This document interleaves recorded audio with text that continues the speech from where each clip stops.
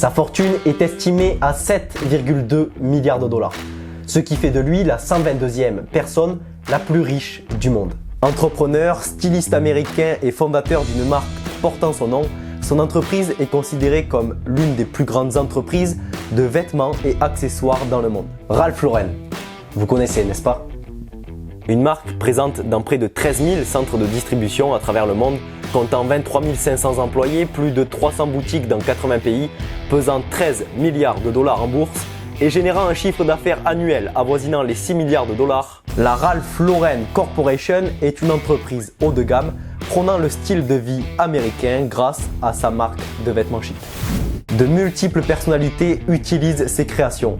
L'équipe olympique américaine, Hillary Clinton, Oprah Winfrey et j'en passe. Mais quelle est l'histoire de cette marque? Et surtout, quelle est l'histoire de l'homme qui se cache derrière cette entreprise? C'est ce que nous allons voir ensemble dans ce 4e épisode de Success Story. Générique.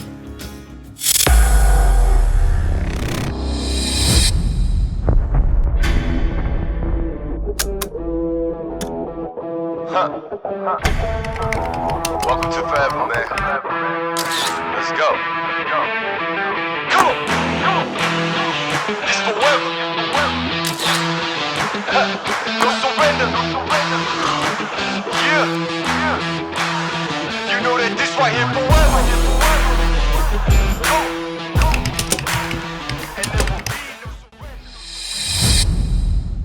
Découpons son histoire en plusieurs chapitres.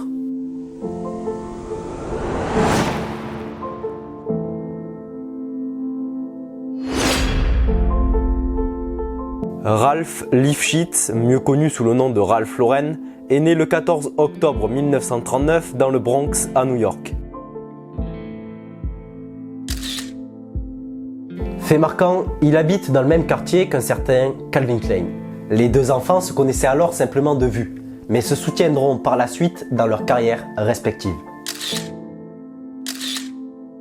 Dès son plus jeune âge, Ralph commença à travailler après l'école pour s'acheter d'élégants costumes. Et très tôt, son père, Frank, un peintre en bâtiment d'origine russe, encourage Ralph à changer officiellement son nom en Lauren pour se recréer une image plus bourgeoise. C'est donc à l'âge de 16 ans que Ralph change son nom de famille.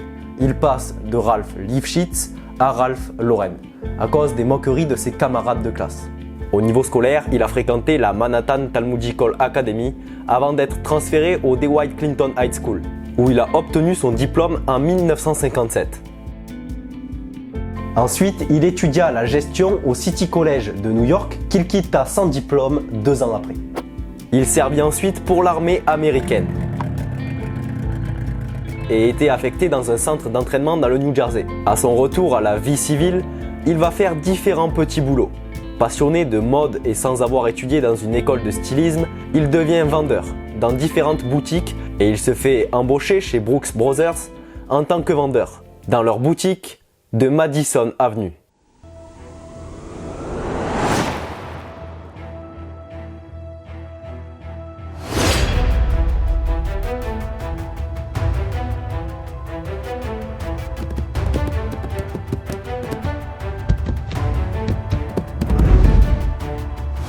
C'est le premier match de polo auquel il assiste qui transformera sa vie à jamais. Cette expérience l'a aidé à donner forme à ses idées et à activer son esprit d'entrepreneur.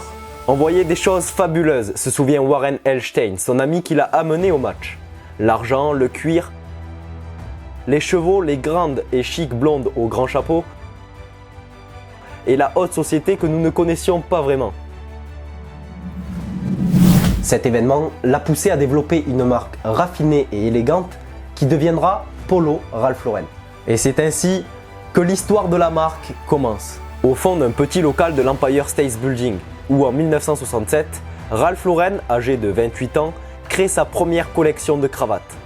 Nous sommes en 1967 et il emprunte 50 000 $ à Norman Hilton pour ouvrir une boutique de cravates où il vend sa propre marque, Polo.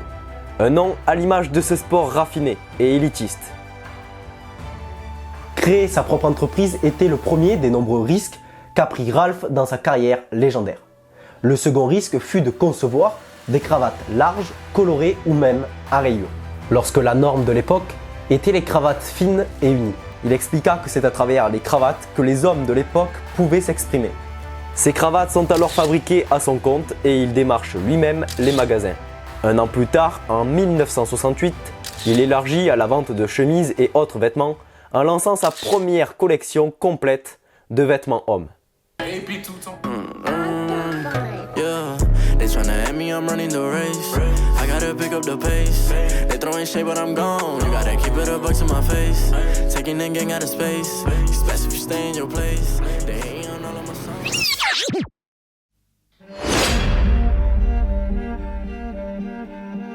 1970. C'est la date de la toute première boutique Polo by Ralph Lauren, qui est inaugurée au sein de Bloomingdale's, séduit par l'approche radicale de la marque. Et c'est les clients qui seront également séduits par cette approche. La première année, Ralph Lauren a vendu l'équivalent de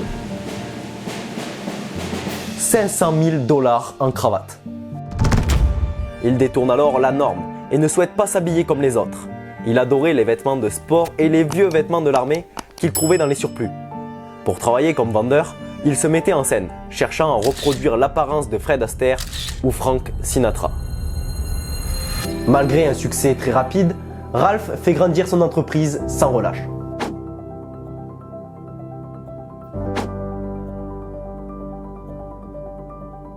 Vous pouvez profiter du moment, mais devez continuer à faire avancer les choses. Vous ne pouvez pas vous satisfaire d'une seule réussite.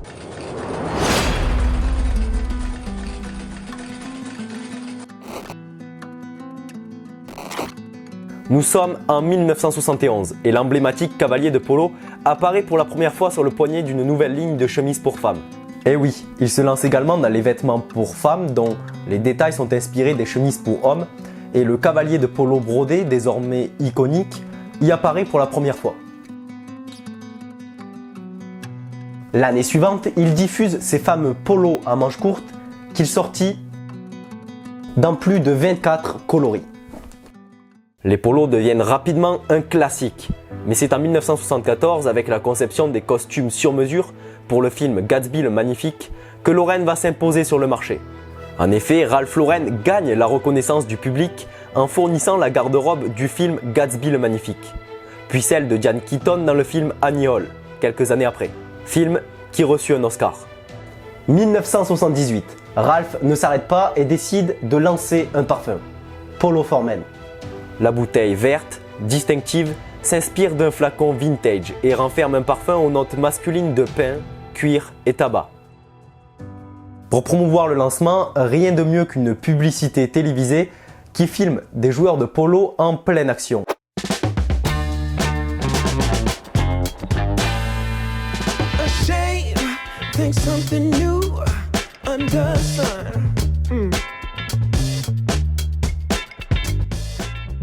Continuant à développer des collections au style affirmé, il inaugure son premier magasin en dehors des États-Unis en 1981, se situant à Londres, à New Bond Street. Situé dans une ancienne pharmacie, le lieu incarne l'esthétique intemporelle du Gentleman's Club, qui deviendra la signature des magasins Ralph Lauren.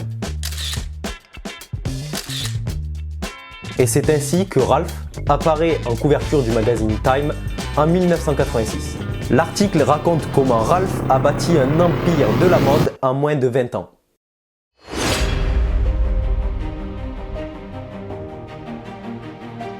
Comment faire cette vidéo sans parler de Polo Bear? L'icône du style polo a fait ses débuts sous la forme d'un ourson en édition limitée, inspiré d'une peluche que le personnel de Ralph lui avait offert. L'ourson a très vite été brodé sur des pulls, des chaussons de soirée et des accessoires. Il est aujourd'hui un véritable symbole amusant du style polo Ralph Lauren.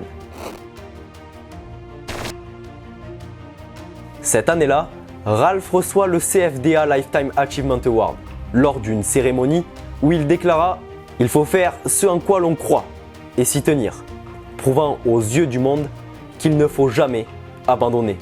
Les années qui suivent permettront à Ralph de lancer de nouvelles créations et de nouvelles collections.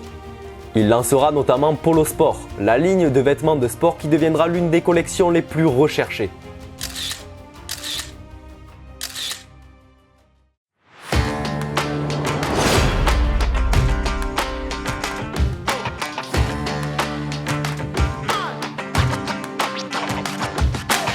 1997, Ralph introduit sa société en bourse. Après avoir dépassé 1 milliard de ventes, Polo Ralph Lauren devient une société publique cotée à la bourse de New York. Quelques années plus tard, en 1999, Ralph ouvre son premier restaurant, situé à côté de son magasin de Chicago, le plus grand magasin Ralph Lauren du monde. Le restaurant revisite les classiques, ce qui va devenir la signature culinaire des futurs restaurants. Il en ouvrira également un à New York et un autre ici même en France, à Paris. Et l'année 2000 marque un tournant pour la marque, qui grâce à Internet ouvre un site en ligne permettant aux internautes d'acheter en ligne et d'être au courant des dernières collections et de l'actualité autour de la marque Polo Ralph Lauren. Ensuite, Ralph Lauren continue à développer sa marque, devenant l'habilleur officiel de Wimbledon en 2006. Considéré comme une véritable icône de la réussite américaine, il remporte à nouveau le CFDA l'année suivante. Mais après ces années-là, l'entreprise fait face à une concurrence ardue à cause de marques émergentes touchant son public habituel. Les bénéfices sont alors en chute libre. Les années passent et puis l'année 2008 permet à Ralph de passer une fois de plus un cap en devenant habilleur officiel de l'équipe olympique américaine. La marque dessine les tenues de l'équipe olympique et paralympique américaine participant aux cérémonies des JO d'été de Pékin. Et c'est 10 ans plus tard, en 2018, que la marque refait son apparition. Aux JO d'hiver de Pyeongchang, Ralph écrit un nouveau chapitre. Grâce au parka muni d'une technologie permettant à l'équipe américaine d'avoir jusqu'à 11 heures de chaleur, contrôlée électroniquement via un système de chauffage intégré. C'est ainsi que le petit garçon du Bronx, qui voyait en grand et rêvait d'être millionnaire, profite aujourd'hui de son succès. Nous pourrions alors parler de ses différentes villas et de sa collection de voitures qui est l'une des plus grandes au monde, mais j'aimerais plutôt terminer cette vidéo en rappelant que Ralph Lauren est la preuve que nous pouvons réaliser de grandes choses en partant de rien, en partant d'une simple vision. En attendant le prochain épisode de la série, n'oublie pas cette phrase de Ralph Lauren. Il faut savoir créer quelque chose à partir de rien. Je ne crée pas des vêtements, je crée des rêves. She want me to lock it down, but I told her to pass the key. You gotta slow it down, girl, you moving too fast for me. Nobody did it like this, so they wonder, they asking me if I can slow it down, cause it's coming too fast for me. Il en ouvrira également un à New York et un autre ici même, à Paris. À Paris. Et il en ouvrira également un autre ici même, en France. Ici même en France, à Paris. Okay. Les deux enfants se connaissaient alors de vue. Et l'eau. Took my L's and turn them to lessons. I go take it, I'm not in the begging. If I'm breaking bread, it's only with the brethren. I need to talk, cause that's where I'm heading.